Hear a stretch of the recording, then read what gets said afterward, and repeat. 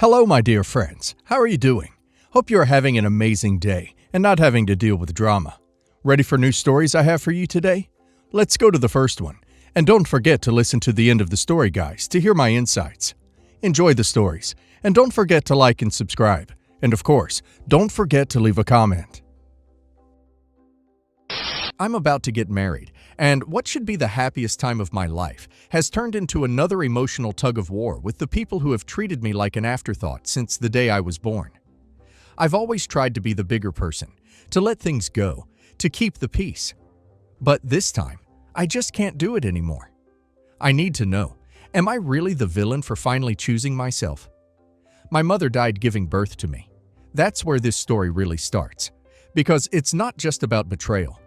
It's about a lifetime of being treated like I was the cause of tragedy, rather than a child who deserved love. I'm 30 now, but I still remember being little and hearing the way my father, 63 male, talked about my mom. She was the love of his life, his world, his everything. When she died during childbirth, part of him died too. The problem is, the part that survived resented me for still being here. I was the second child. My older sister, Emily, 33 female, was born first. She was the daughter he wanted. I was the one he tolerated. He never said it outright, but he didn't have to. His actions spoke louder than any words ever could. When Emily lost a tooth, there was a party. When I lost mine, I got a pat on the back. When she had nightmares, he stayed up all night cuddling her. When I cried at night, he closed my door and told me to stop making noise. If Emily fell down, he rushed to pick her up. If I did, he stood there and said, "You're fine." Don't be so dramatic. As I got older, the divide got sharper. Emily was the golden child, the reflection of my mother he wanted to protect and idolize. I was the reminder of what he lost. I grew up believing I was cursed. It wasn't just about favoritism. It was about blame. I heard the whispers from relatives when they thought I wasn't listening. She's the reason his life ended. He was never the same after she was born. Imagine carrying that with you into adulthood. Imagine being told, directly and indirectly, that your very existence is a scar no one wants to look at. That was my childhood. I tried everything to get my father's approval. I became the good daughter in the ways I could control. I was quiet, helpful, invisible when needed, but available when he wanted something. I took care of things around the house without being asked. I brought him tea when he watched TV. I did chores no one noticed. And still, Emily was the center of his universe. She could crash a car and get comforted. I could ace an exam and get told, "Well, at least you're good for something." When I was 26, my father was diagnosed with stage 3 colon cancer. It was terrifying. Despite our complicated relationship, I still loved him. He's my father. Emily, of course, checked out. She visited twice in the hospital, posted selfies with captions like, "Cherish your loved ones," and then went back to her brunches and Pilates classes. I became the caregiver. I was the one who slept in a chair by his hospital bed, drove him to chemo, managed his meds, cleaned up after him when he couldn't make it to the bathroom. I changed dressings, tracked symptoms, learned about side effects. I thought, maybe this will be the thing that finally brings us closer. Maybe he'll see how much I care. Maybe he'll stop punishing me for something I had no control over. But even then, when he was weak and scared, he said things like, "If your mother were here, I wouldn't be in this mess." As if somehow my existence was still the root of his suffering. At the same time, when my father got sick, I was engaged. My ex-fiancé, Mark, and I had been together for 3 years.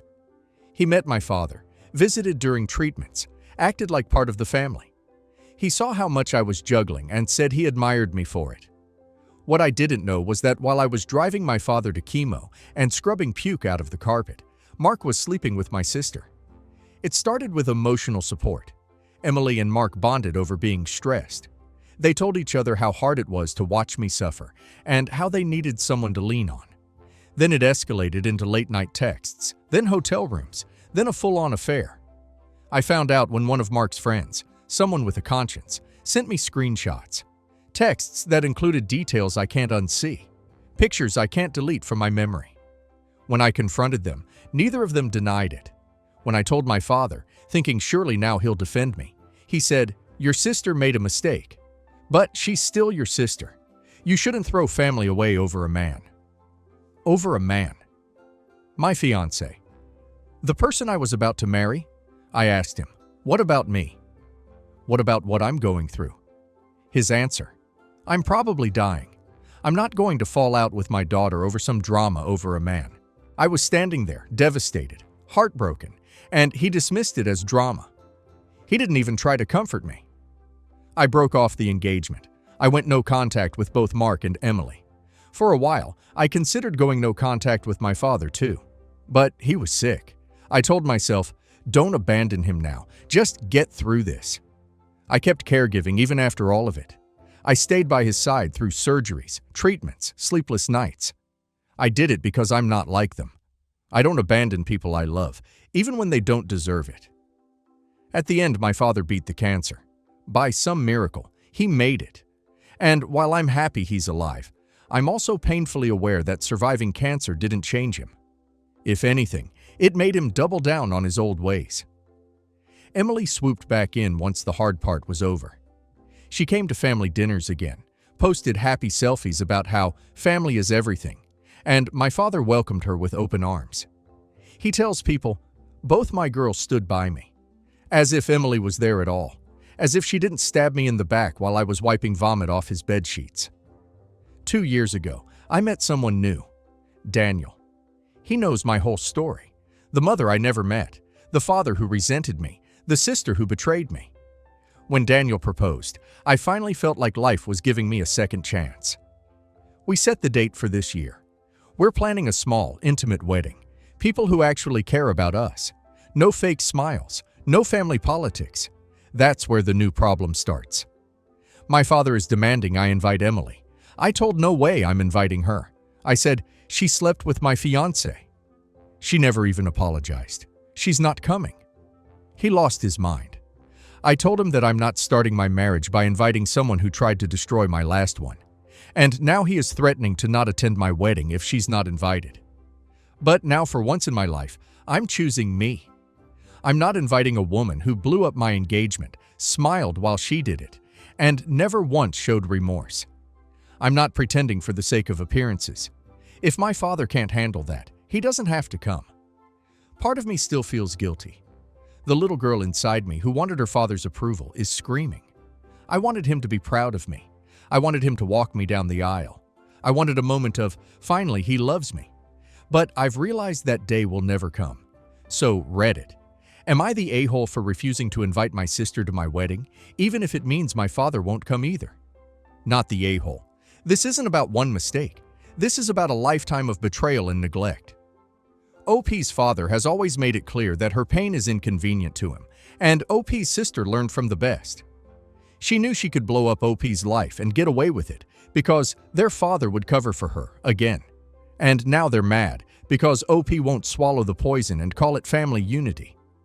OP is not tearing the family apart. She is just refusing to be the sacrificial lamb anymore. And now let's hear community's opinion. Let's be clear. Forgiveness is not the same as allowing repeat access to someone who harms you.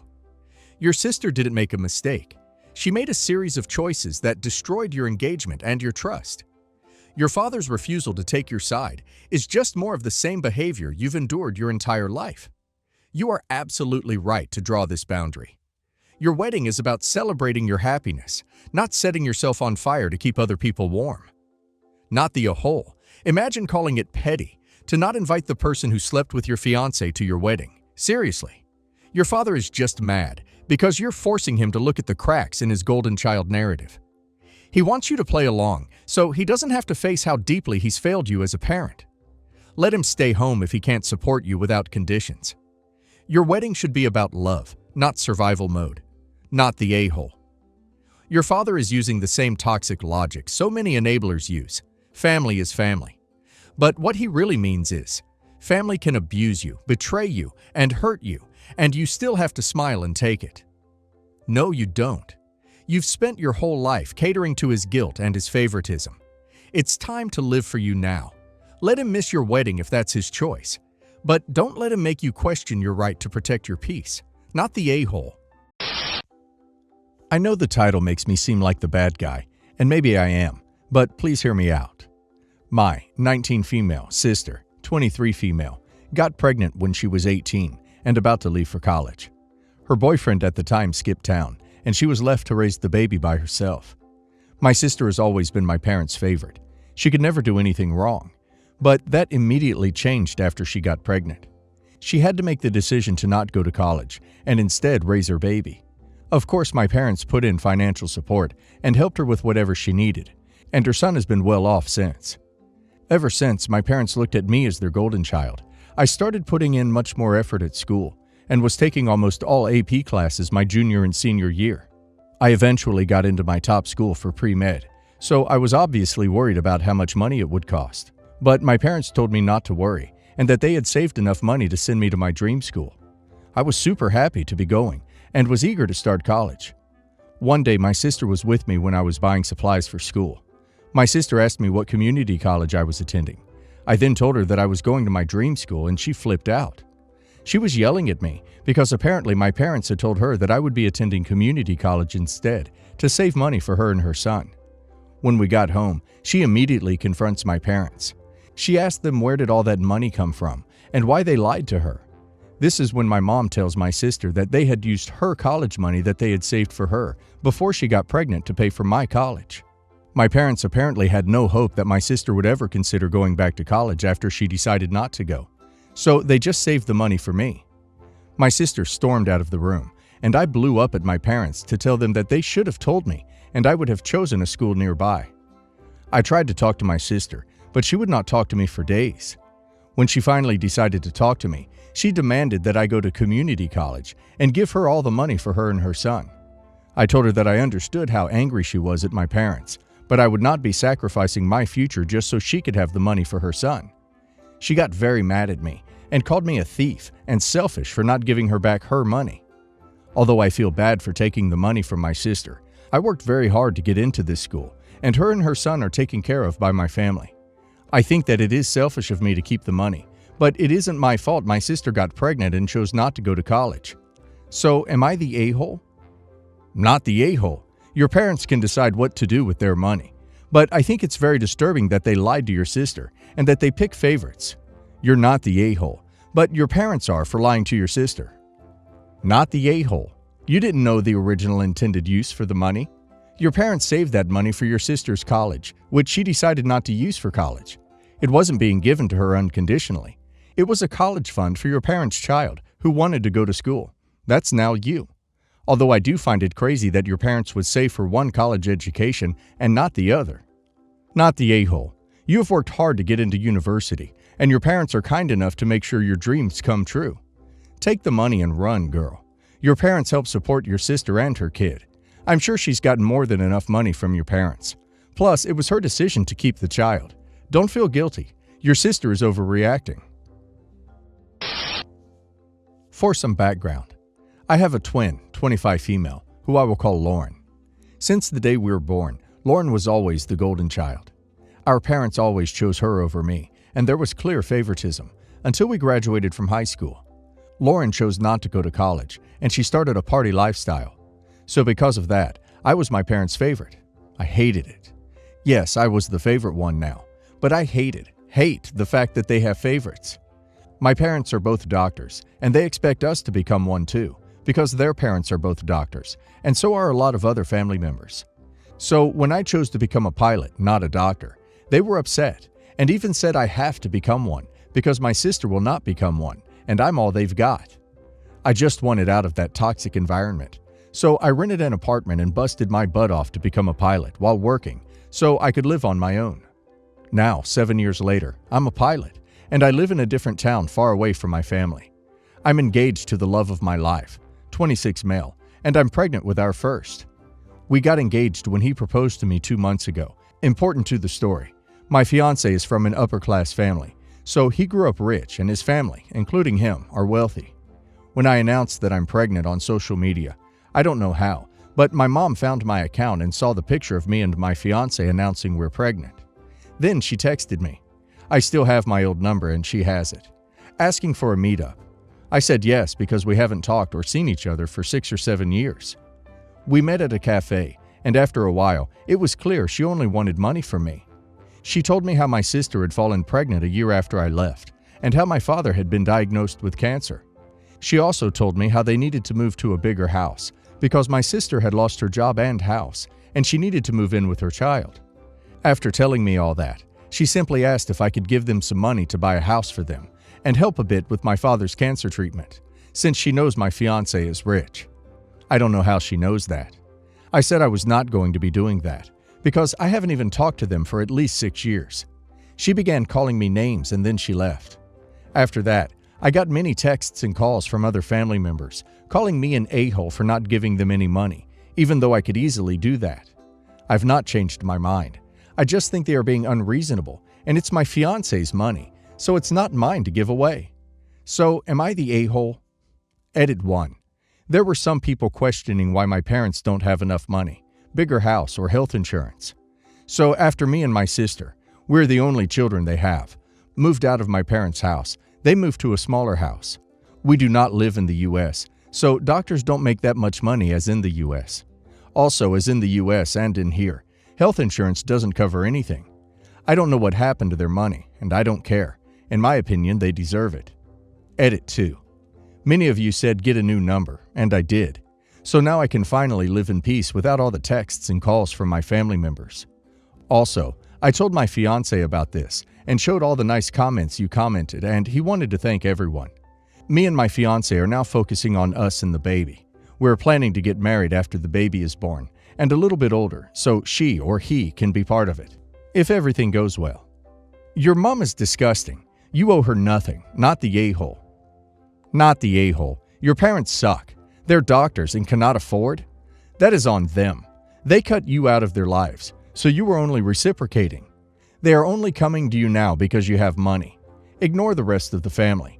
They likely didn't have the full story, or only your mom's side of the story. Not the a-hole. What a leech. Trying to get money out of you and your fiancé. There's no need to talk to them again in your life. My sister, 28, lost custody of all 3 of her children, 8 female, 6 male, and 2 female, because of her D use and neglect.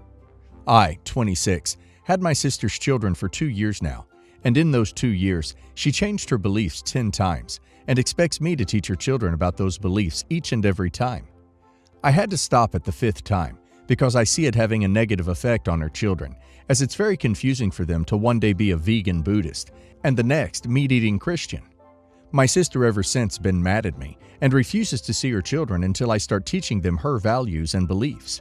I'm taking away her rights as a parent. The thing is, it's extremely hard for me to keep up with all her switching, and if it's hard on me, I can't imagine how hard it is on her children. She recently changed again and has demanded I enlighten her children on her beliefs and force them to live by it.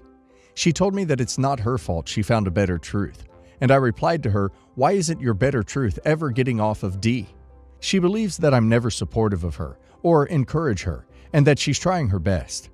I have 2 children, a 4-year-old boy and an infant girl who's 6 months, and I'm married. It's just a lot to keep up with each and every time I have to study her new beliefs and then teach it to her children. I really wanted to give my sister some sense of parenting, as I felt it might help her get back to her senses, but I'm starting to believe she'll never do so. I was only supposed to have her children temporarily until she was able to go through rehab and take some parenting classes, but she doesn't seem to be putting in the work. My mom always enables her and always sides with her. I guess it's because she's the golden child. She had such a bright future and even was on her way to a great career. I just don't understand how things could change so fast. My mom thinks I should respect her beliefs and values and teach it to her children each time it changes, as she believes it will bring them closer to their mom. My mom said I'm removing a chance for them to bond. Am I the a-hole here, or should I stay strong on this? You made a key point up there where she says you're taking away her rights as a parent. No, the courts did that when they deemed her unfit. You are not the a-hole. You are a saint for taking on all her kids on top of your own. You parent them as you would your own kids, cause her parenting ways have already been deemed unfit. Also, threatening to not see them unless they are taught her beliefs? 1, that's controlling. And 2, I don't want to sound mean, but that sounds more like a promise if she is only going to confuse them more. You are not the a-hole, and your mom should keep her opinion to herself. It is very kind of you to want to give your sister the feeling of being a parent, but you're enabling her by doing so. She can't be a parent, force you to teach her children all these beliefs and inconsistencies, and at the same time, continue her D-use with no consequences. Ever heard of the rock bottom theory? Her D-use is the reason she isn't allowed to be a parent to her children. Let her feel that consequence. Don't make the bottom nice and cozy for her. Let her fall on her face. She isn't being a parent, so she doesn't get to decide anything until she's clean. You're a godsend for taking on these kids and even trying to bring them close to their mother. But don't cave in and don't listen to your mom or your sister on this. Your sister lost custody because she's not able to raise them properly. Since you've been appointed to that task now, it means you should do what's best for them. Sounds like you're on the right path. So my 22 female cousin Becky, 22 female, got engaged over New Year's. When Becky's fiancé asked my uncle's permission, my uncle offered my grandma's engagement ring. She died when we were 3 because he thought he had the ring. The ring had already passed through 2 generations to get to my grandmother, so he wanted to continue the tradition. The ring wasn't willed to anyone, nor did she verbally say who she wanted the rings to go to, as far as I'm aware. But my uncle thought that he had it because he was the oldest brother. Anyway, it turns out that after my grandma died, in the process of clearing out her flat and stuff, my dad ended up with her engagement ring and wedding band. Over virus lockdowns, we were having to clear out to see what we could donate to charity shops, and we found the rings with some of my grandma's other stuff in the attic. I asked my dad if I could have the engagement ring because I think it's pretty, emerald and diamond. I paid to have the ring cleaned, replated, and have the settings checked. I now wear the ring fairly regularly because since starting my career after uni, I've started to wear more jewelry because I think it's a simple way of looking more put together and polished. My uncle, aunt, and cousin, we're both only children, have been hunting around their houses for the ring since late October, and Becky's fiancé proposed with some costume jewelry. My parents and I didn't know about any of this at the time. Over the weekend, Becky had her engagement party. I wore the ring not thinking much of it because it went with what I was wearing, green velvet jumpsuit. Of course, Becky and my uncle recognized the ring right away, accusing my dad of stealing from under them when my grandma died. He was there first, and my parents did a majority of the packing because she lived closer to us, and accusing me of wearing it just to spite them, and telling me that I ruined the evening and demanding that I give the ring over. I told them I didn't know they were looking for the ring, and if they had mentioned it to me or my parents, we could have told them I had the ring. I don't want to give her the ring because I consider it my ring. It ended up with my dad and he gave it to me. I paid for it to be resized, cleaned, replated, settings fixed. It's my favorite, most worn piece of jewelry because I like how it looks and the sentimental value of it being my grandma's because I don't really remember her, so it helps me feel connected to her. And my grandma expressed no preference to who the ring went to. They argued that Becky should get the ring because she's the daughter of the eldest son. My aunt is the only girl and currently has no children or plans to get married. And Becky got engaged first, so she should get the ring for that. Not the a-hole. If he didn't know he didn't have the ring for 19 years, he doesn't deserve the heirloom. And not mentioning the missing item to his own brother shows his narcissism of being eldest. Finally, no will? Finders keepers, sister. Keep wearing it in good faith. Not the a-hole. You're a relative. The ring came to you legally and you've spent money on it. It's now yours. They need to get over it and get their own ring. This is a bit of a no a-hole situation. With things like heirloom jewelry, especially something that would be a sentimental piece like an engagement ring, it should be discussed about where it goes. Once your dad found it, he should have mentioned it to his brother and they could have made the decision together. The gems could have been split to make both of you girls a ring, or they could have been kept whole and the determination of where it went could have been made collaboratively. You're now in an unfortunate position where you're attached to the ring and your uncle and cousin are feeling like this is a bit sneaky and underhanded by your dad. Everyone is allowed to feel upset here, and truthfully, I think either everyone is going to need to be willing to compromise or cut their losses, but there will be an added strain to the relationship. You won't be wrong to keep the ring.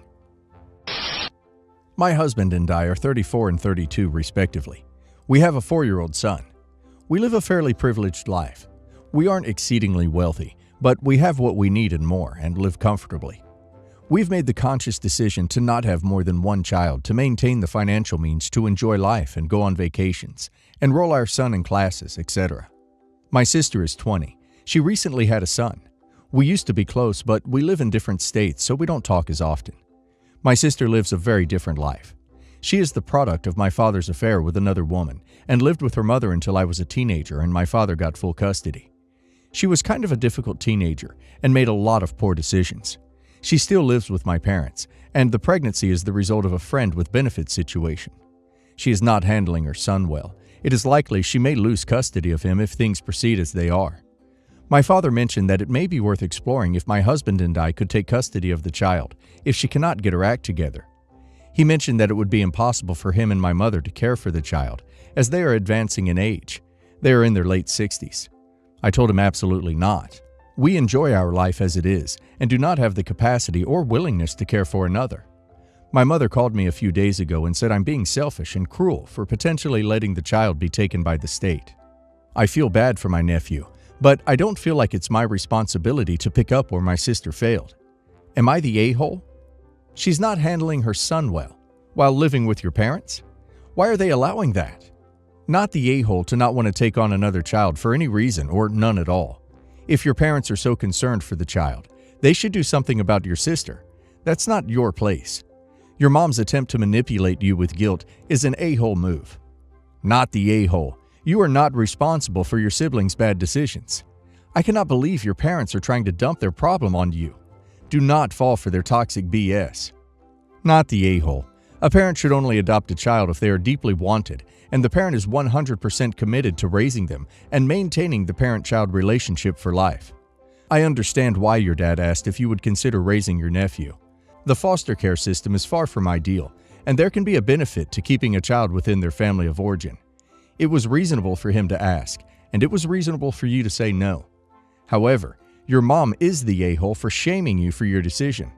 If she does not wish to see her grandchild taken by the state, she is welcome to adopt him herself. But it is wrong to shame you for not committing to a child you do not want to raise.